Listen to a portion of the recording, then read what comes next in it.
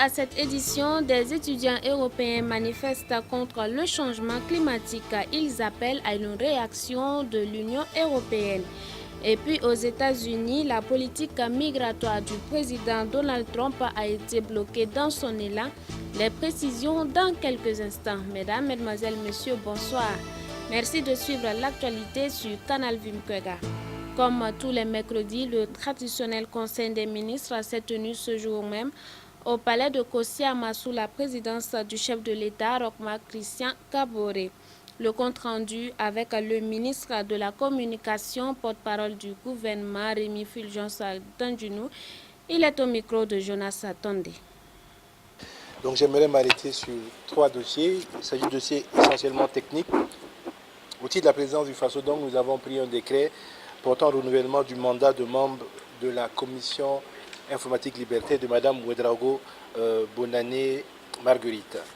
Au titre du ministère de la Justice, des Droits humains et de la protection civique, nous avons pris un décret portant approbation des statuts de l'École nationale de garde de sécurité pénitentiaire. L'adoption de ce statut donc, va permettre de nous conformer donc, au décret qui régit depuis 2014 les établissements publics de l'État à caractère administratif. Enfin, au niveau du ministère de l'économie, des finances et du développement, nous avons adopté 2 décrets, un portant renouvellement du mandat d'un membre de la CENTIF. La CENTIF, c'est la cellule nationale de traitement des informations financières, à la personne de Mme Marie-Béatrice Tassembedo Tapsoba, et un autre décret portant nomination donc, du président de la CENTIF, et c'est cette dame-là, pour un second mandat de 3 ans. Au titre des communications orales, le ministre de la Sécurité a informé le Conseil donc, du déroulement en cours de l'opération de sécurisation conjointe Burkina Faso-Côte d'Ivoire-Ghana, qui a débuté le 15 novembre et qui s'achève donc le 22 novembre, dénommée Opération Koudangou 2, dans la zone donc, de l'ouest de notre territoire. À peu près 850 éléments des forces de sécurité des 3 pays donc, sont dans cette activité de grande envergure afin de ramener un peu plus de sécurité dans cette zone-là. Il a rappelé que cette opération concrétise l'initiative de Accra signée en novembre 2017 par 5 pays, à savoir donc le Bénin, la Côte d'Ivoire, le Burkina Faso, le Ghana et le Togo, et qu'elle fait suite à la précédente qui s'appelait Kontangou 1 et qui elle avait été organisée en mai 2018 avec le Bénin, le Burkina Faso, le Togo et le Ghana pour la partie donc de l'est de notre territoire. Le ministre de la Défense et des Anciens combattants a fait également au Conseil une communication relative à une publication de Human Rights Watch relative à des supposées exécutions sommaires de terroristes. Le Conseil donc a pris acte de cette situation. Il a tenu à féliciter les efforts et le professionnalisme de nos forces de défense et de sécurité face aux groupes armés terroristes. Le Conseil donc rassure que lorsqu'il sera saisi de façon plus officielle, donc une enquête en bonne et due forme sera donc mise en place pour vérifier la nature et la véracité de ces allégations. Je pense que ceux qui disent ça doivent regarder également les lois qui régissent la fonction publique. Et il y a un certain nombre de sanctions, et certaines sanctions donc sont du ressort du Conseil des ministres. Le ministre de la Justice, des Droits humains et de la promotion civique nous a fait le point d'un certain nombre d'actes qui ont été posés, d'un certain nombre de demandes d'explications qui ont été adressées aux acteurs, n'ayant pas eu de réponse. Il ne faudrait pas que l'on se focalise sur la seule descente, entre guillemets, de certains GSP au niveau donc du domicile du ministre. Il faut vous rappeler qu'il y a aujourd'hui le fait que la garde de sécurité pénitentiaire a droit à un syndicat, mais qu'elle n'a pas droit à la grève. Et qu'un certain actes qui sont posés sont des actes de grève. Lorsqu'on empêche des responsables d'arriver à leur travail, lorsqu'on empêche certains directeurs pénitentiaires de rejoindre leur poste de travail, ces actes ne sont pas simplement des actes, comme on dit, d'humeur, puisque c'est le thème qui est passé, mais c'est des actes quand même des actes de grève. Donc je pense que devant ces différentes déclarations, devant également un certain nombre d'éléments, nous avons la chance d'avoir au niveau du gouvernement quand même des personnes qui sont, je ne dirais pas des férus de droit, mais qui connaissent plus ou moins le droit, qui ont posé un certain nombre de questions au ministre, qui ont levé un certain nombre d'inquiétudes, auxquelles le ministre a apporté des réponses. Et c'est sur ces faits-là donc que le Conseil a procédé à la révocation. Pendant le Conseil des ministres, le chef de file de l'opposition tenait également sa conférence de presse et il annonce qu'il accompagnera les manifestations de la CCVC le 29 novembre prochain. C'est l'annonce qui a été faite ce matin au siège de l'institution. En outre, la hausse du prix du carburant a aussi été évoquée au cours de cette conférence avec les hommes de médias. Jonas Tondé et Odetta Zouangena pour le reportage. La sincérité doit être au centre de la gouvernance du pouvoir en place. Le chef de file de l'opposition politique face aux journalistes estime que le président Kaboré devait publier tous les indicateurs sur l'économie nationale du 31 décembre 2015 à nos jours. À les en croire, l'augmentation du prix du carburant est tout simplement une tentative pour résorber le déficit. Nous assistons simplement à une augmentation sauvage, sans un délai limité dans le temps et dans l'espace. Et on nous dit qu'il s'agit de l'effort de guerre. Non, c'est démagogique. Nous estimons que ce n'est pas sincère à l'endroit du peuple burkinabé. Ce n'est pas pour l'effort de guerre, nous ne le pensons pas. C'est juste des arguments pour essayer de renforcer les mesures.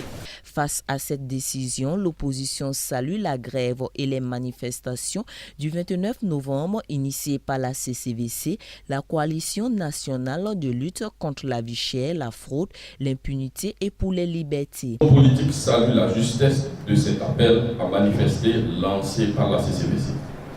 Aussi, l'opposition politique appelle solennellement ses militants et sympathisants, ainsi que tous les citoyens burkinabés de toutes les provinces et de tous les bords politiques à prendre massivement part à ces manifestations initiées par la CCVC.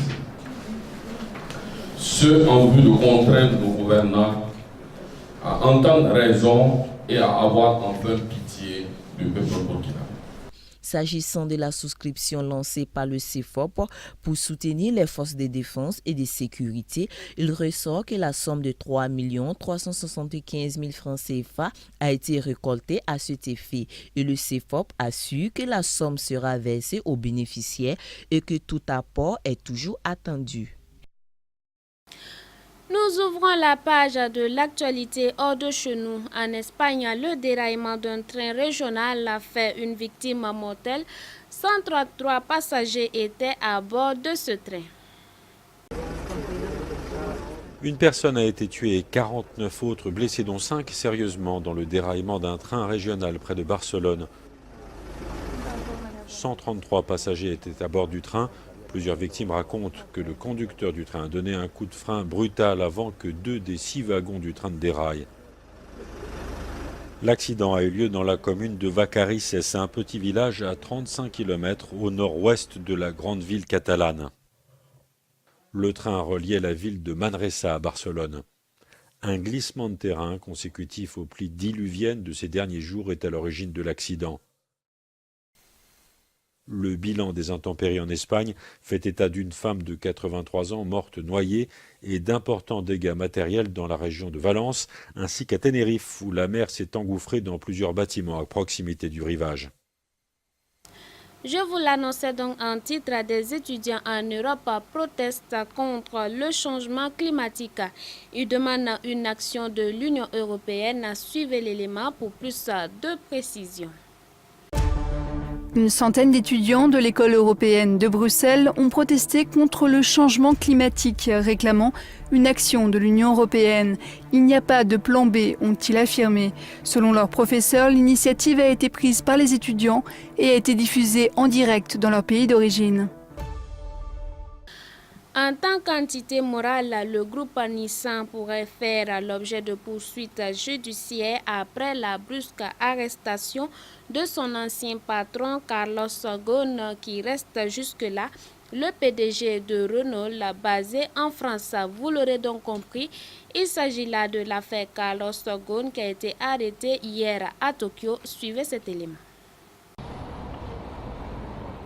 Le groupe Nissan pourrait lui aussi faire l'objet de poursuites judiciaires après la spectaculaire arrestation du président de son conseil d'administration Carlos Ghosn sur des soupçons de malversation. Ni Nissan ni le bureau des procureurs de Tokyo n'ont confirmé cette information. Selon des médias locaux, le parquet estime que si faute il y a, la responsabilité en incombe aussi à l'entreprise en tant qu'entité morale. Les enquêteurs envisageraient d'entendre l'actuel patron exécutif de Nissan, Hiroto Saikawa. En France, le conseil d'administration de Renault a demandé à Nissan de lui transmettre tous les éléments de son enquête interne sur les malversations présumées de Carlos Ghosn et a désigné Thierry Bolloré, numéro 2 de l'entreprise, pour assurer l'intérim. Carlos Ghosn conserve donc pour l'instant son poste chez Renault. Nissan doit se prononcer en revanche demain sur son limogeage. Mitsubishi Motors entendrait également le démettre rapidement. Lâché de toutes parts, Carlos Ghosn est toujours détenu à Tokyo, où il a été arrêté lundi en descendant de son jet privé. Les médias japonais ont annoncé ce matin que sa garde à vue venait d'être prolongée de 10 jours. Patron le mieux payé du Japon, Carlos Ghosn est soupçonné d'avoir caché près de la moitié de ses revenus de juin 2011 à juin 2015 et d'avoir utilisé des biens de l'entreprise à des fins personnelles. Et puis un nouveau bond dans l'affaire Khashoggi, ce journaliste qui aurait trouvé la mort au sein du consulat saoudien. La CIA dit n'avoir plus de doute sur la responsabilité du prince saoudien dans la mort du journaliste.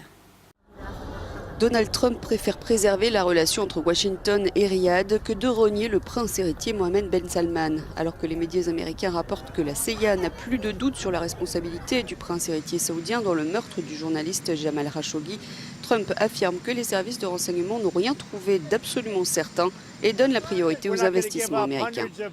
Nous n'allons pas abandonner des centaines de milliards de dollars de commandes et laisser la Russie, la Chine et tout le monde les avoir. Tout ce qui importe pour moi, c'est très simple, c'est l'Amérique d'abord. La CIA a examiné la situation, ils l'ont beaucoup étudiée, ils n'ont rien de définitif. Le fait est que peut-être qu'il l'a fait, peut-être pas. L'alliance stratégique entre Washington et Riyad est inébranlable selon le chef de la Maison-Blanche. Riyad est un allié spectaculaire, a même dit Trump, pas convaincu de la culpabilité de Mohammed Ben Salman. C'est l'Arabie Saoudite d'abord, pas l'Amérique d'abord, ont raillé certains élus du Congrès américain, mais il a le soutien du secrétaire d'État Mike Pompeo. Le monde est vil et sans pitié, particulièrement au Moyen-Orient. Il y a d'importants intérêts américains à préserver pour protéger le peuple américain, les Américains. Riyad a procédé à une série d'inculpations dans cette affaire. La Turquie a fait savoir qu'elle allait peut-être demander une enquête formelle des Nations Unies sur la disparition et la mort de Jamal Khashoggi. La politique migratoire du président américain Donald Trump a été bloquée momentanément par la justice au moment même où la caravane des migrants venus du Mexique est à la porte des États-Unis. La politique migratoire de Trump bloquée par la justice. Un juge américain a décidé de rejeter temporairement la décision de l'administration Trump qui a vendredi écarté la possibilité pour les personnes entrant illégalement sur le territoire des États-Unis de demander l'asile. Tout cela au moment où la caravane des migrants venus d'Amérique centrale se masse à la frontière avec le Mexique.